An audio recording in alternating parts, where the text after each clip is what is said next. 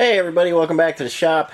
We're continuing on our copper tank build, and I've got a sheet of copper sitting on the bandsaw right now, and I have 3 panels laid out.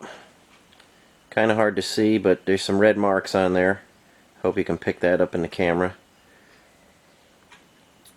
And that's going to be the tank ends, and it'll be the third one is for the center baffle, and I'll show you how that goes in. But first thing we need to do is get the bandsaw fired up, and we'll get the 3 panels cut out, and then I'll show you some details and what we're going to do to make those look more like the original, and I'll show you that once I get these cut out. But for now, let's just separate the 3 of them from the piece. I've got my friction saw blade still in there from last time I was doing some stainless steel work, so it's kind of loud. So here we go, and we'll get moving on this.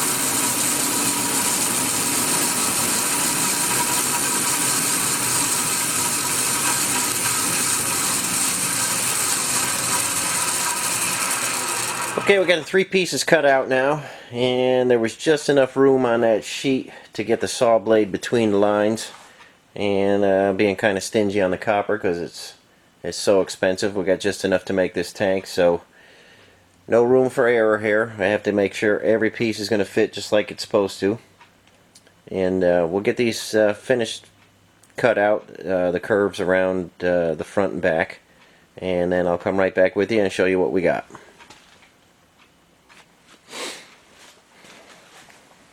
Okay guys, there's our pieces cut out, and we've got 3 identical pieces like that,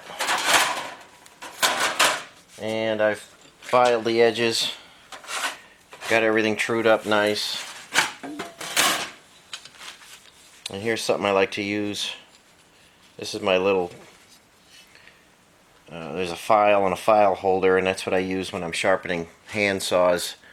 You run that along the top of the teeth to make all the teeth the same size, and that works out real nice when you're doing hand saws. But it's nice when you want to file an edge.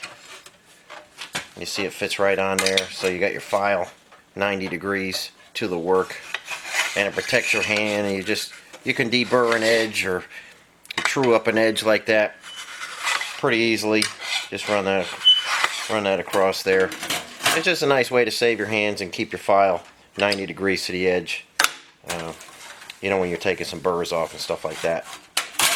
But next thing we're going to do is we got to get this whole panel raised up, and I'll show you on the original tank what I'm talking about. And then we got to flange all around the edge there, so that'll fit inside the tank we're building.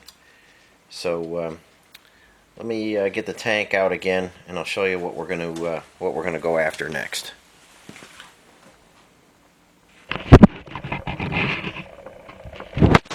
Okay, the next thing we have to do with our end panels here is we're going to get this area raised up. You see that it's raised out here. Not a whole lot, but it's raised out to give it some strength. And then it's kind of stepped back down all around the edge there. And that's the next thing we got to do to those panels. And I'm going to show you how we do that next.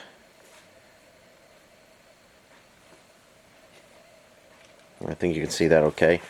We'll get the copper built up or bowed out like that, and then we'll start flanging the edges. So that's what's going to happen next, and I'll show you how it happens as we go along.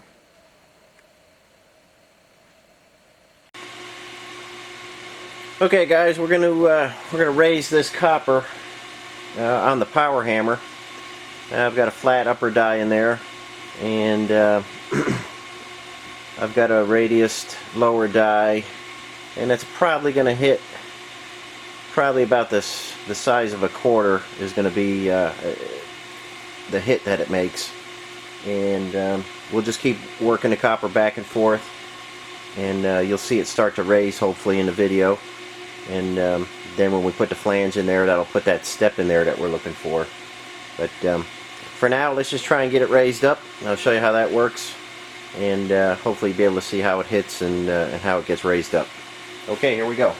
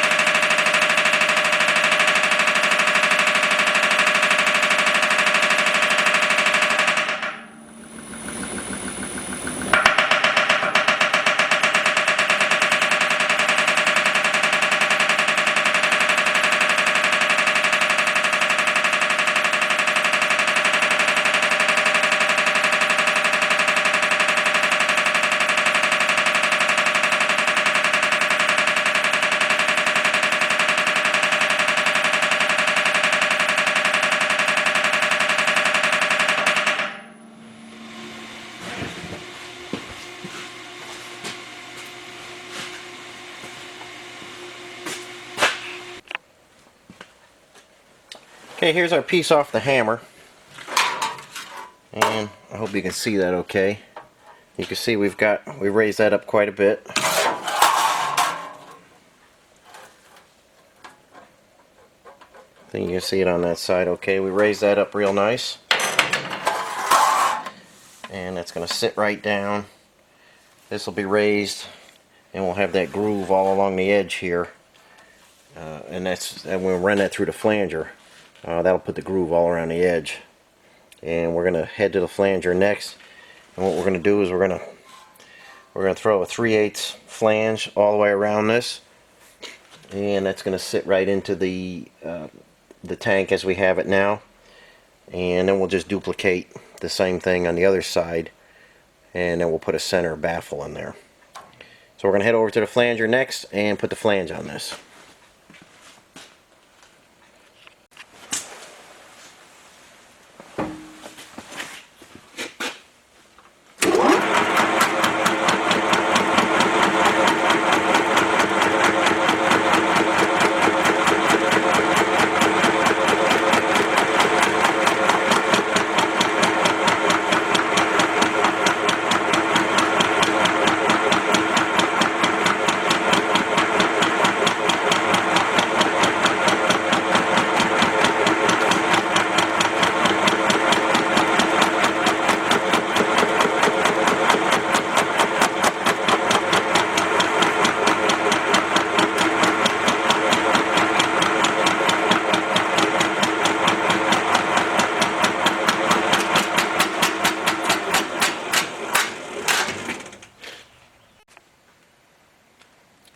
Okay, we're still working this through the flanger, and you can see on these tight corners it's starting to get a little wrinkled up. We're gonna keep bringing it up gradually, a little bit at a time. Keep shrinking that corner together, and eventually it'll get smoothed out. These are very tight corners on this side of the tank, and we're just gonna have to go slow, make a bunch of passes, bring it up a little bit at a time, and you'll see them start to shrink right into shape. So this is where we're at now, and I'll keep making some passes and show you what we wind up with. Okay, here it is on the inside off the flanger,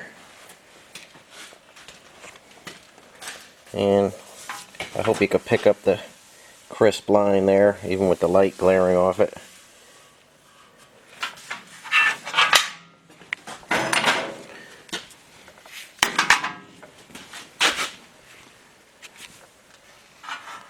I think you can see that nice raised area. It's upside down, but you can see we raised it a good amount, just like the original.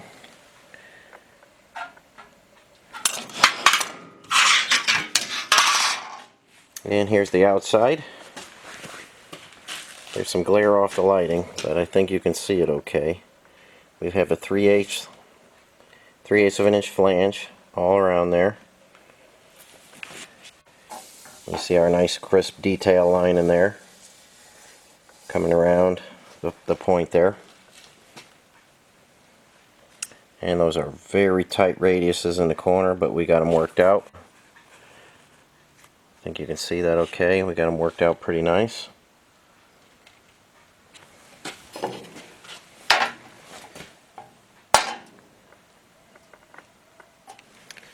And we've got that raised up just like the original. So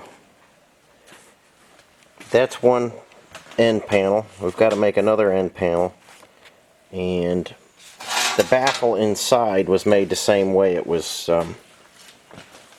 the exact same shape as this one, and then they cut out little sections for the fuel to flow from one side of the baffle to the other. So I'll show you how we make the baffle, and then we'll start finishing up some of the details we got to make on the actual tank here. There we go. I think you can see that okay. We'll finish up some details on that, and we'll make the other two of these.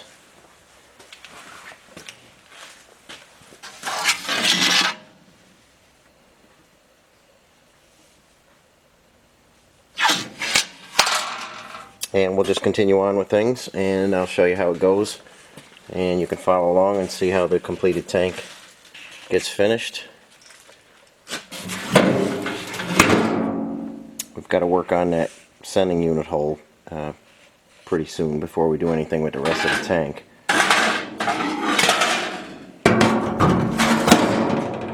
And this is what I have laid out. I'm using a 5-bolt sending unit.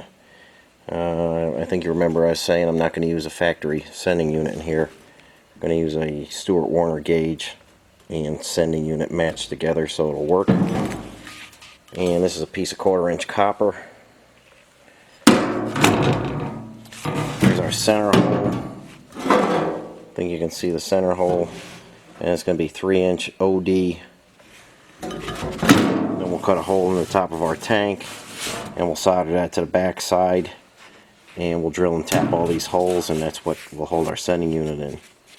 But we'll move on to that next time. And I think I'm running out of battery power on the camera, so we're going to end this video here. And if you like the videos, hit the like button, subscribe to the channel. If there's anything you'd like to see, just give a shout and I'll try and get it out there for you. Send me a comment, let me know what you think, and we'll continue on with this tank build. And like I say, if there's anything else you want to see, just leave a comment below, and we'll catch you on the next video. And as always, I appreciate you watching, and thank you. We'll see you on the next video.